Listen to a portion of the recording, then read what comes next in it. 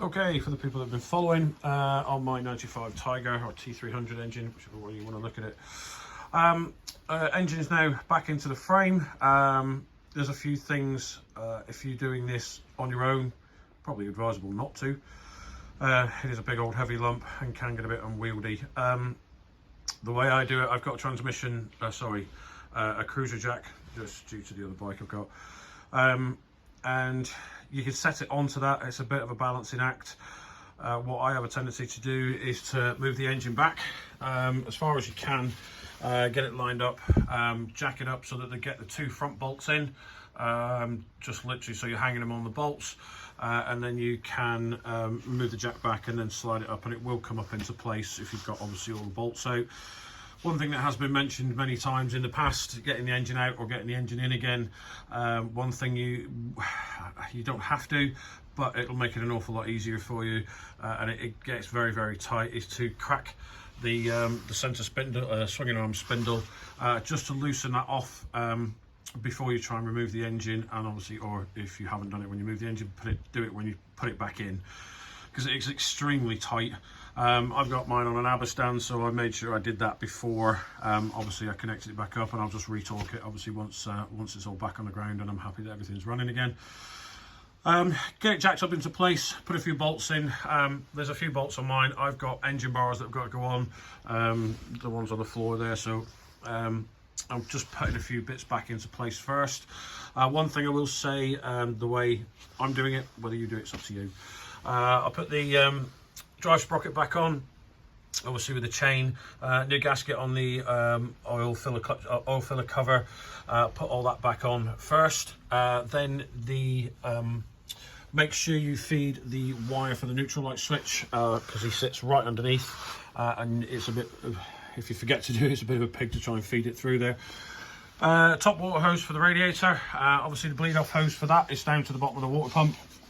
This actually runs and sits in between number 3 and number 2 carburetor, so it sits in and it's tucked up there, so the carb holds it in place, and it does run down in behind this water pipe, which is coming up from the water pump. If you do bolt the water pump in, you probably can't get that hose back in. It's going to be a bit of a squeeze, so feed that in, then put the water pump on, and then bolt it all up.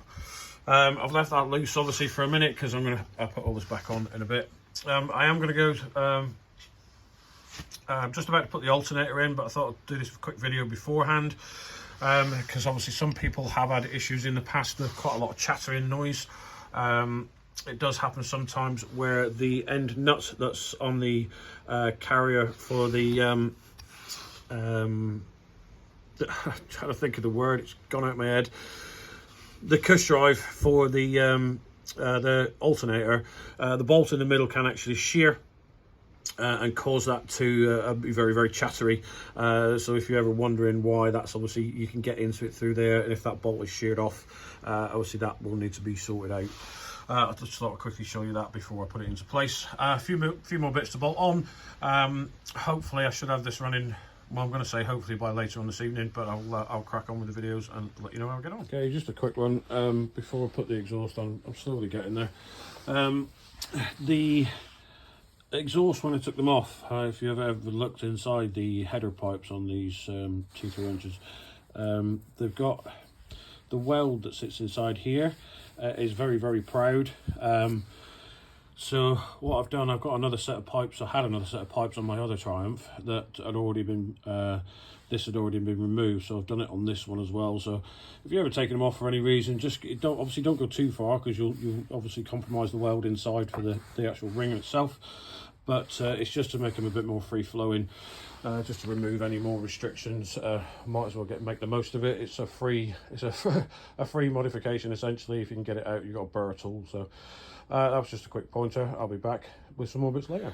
Well, I did say I was going to give it the genuine first start. I have primed the engine with oil to make sure there's oil pressure. The oil pressure light has gone out. I did that without any of the spark plugs in or anything like that, and that's all come up fine. I'm now going to first give it a wang over. It's got no fuel in it just yet, but well, it should hopefully start without making too many funny noises. Let's see.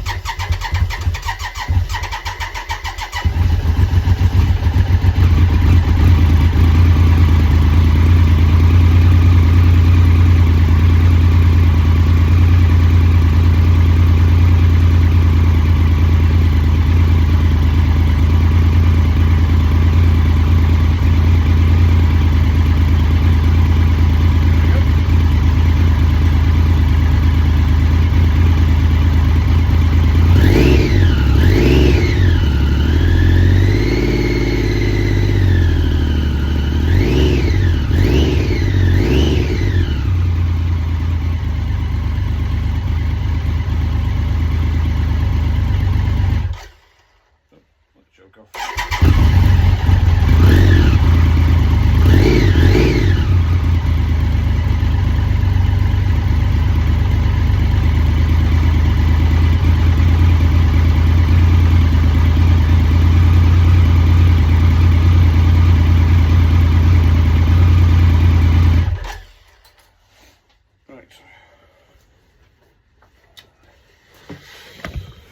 And there we go, like I say, that is the genuinely a complete cold start with a full build. I have noticed now my fuel tap is leaking and one of my carbs is leaking as well.